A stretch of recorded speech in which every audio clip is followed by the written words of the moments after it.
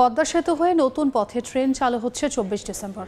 ঢাকা থেকে খুলনা যেতে লাগবে সর্বোচ্চ পৌনে 4 ঘন্টা। ঢাকা থেকে কাশিয়ানী হয়ে খুলনা ও বেনাপোলে নতুন 2 জোড়া আন্তনগর ট্রেন দিয়ে বাণিজ্যিক যাত্রা শুরু হচ্ছে। নাসির উদ্দিন উজ্জ্বলের রিপোর্ট, ছবি তুলেছেন আবু সাইদ। পদ্মা সেতু হয়ে নতুন রেলপথ ধরে নড়াইল হয়ে খুলনার পথে বাণিজ্যিকভাবে রেল ছুটবে 24 ডিসেম্বর থেকে।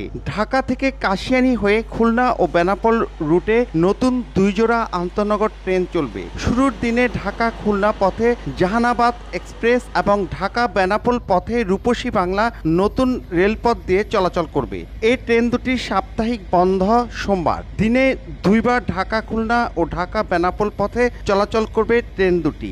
রেলপথ উপদেষ্টা নতুন ট্রেন দুটির যাত্রা উদ্বোধন করবেন। গত বছরের 10 অক্টোবর ঢাকা থেকে ভাঙ্গা পর্যন্ত 82 কিলোমিটার অংশ উদ্বোধন করা হয়। এখন ভাঙ্গা থেকে নড়াইল হয়ে যশোরের রূপদিয়া পর্যন্ত 84 কিলোমিটার চালুর মধ্য দিয়ে দেশের রেল নেটওয়ার্কে যুগান্তকারী অধ্যায় রচিত হচ্ছে। দূরত্ব এবং স্বল্প দূরত্বের কারণে এই অঞ্চলের লোকজনের ভাগ্য অনেকটা খুলে গেছে। বাসের চেয়ে রেলে যাতায়াত বেশি করবে এবং খুলনা এই অঞ্চলের মানুষের জন্য সময় কম লাগবে। ফরিদপুর ভাঙ্গা হয়ে ঢাকা জংশনের সাথে খুব অল্প সময়ে এবং কম টাকায় লোকজন যাতায়াত করতে পারবে। সকালে যাবে, বিকেলে চলে আসবে। প্রকল্প পরিচালক জানান ৩৯,২৪৬ কোটি টাকার প্রকল্পে ব্যয় হয়েছে ৩৭,৪০১ কোটি টাকা। বিভিন্ন পর্যায়ে ব্যয় সাশ্রয় করে ১,২২৩ কোটি টাকা বাঁচানো হয়েছে, আর ৬২২ কোটি টাকা সাশ্রয় করা হয়েছে ডিপিপি দ্বিতীয়বার সংশোধন করে।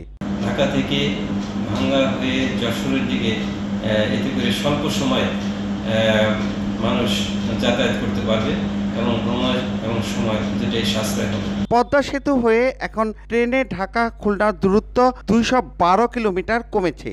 এই পথে ঢাকা থেকে খুলনায় যাওয়া যাবে সর্বোচ্চ পৌনে 4 ঘন্টায়। যমুনা সেতু দিয়ে যাতায়াতে সময় লাগছে 9.5 ঘন্টা। নাসির উদ্দিন উজ্জ্বল, সময় সংবাদ, মুন্সিগঞ্জ।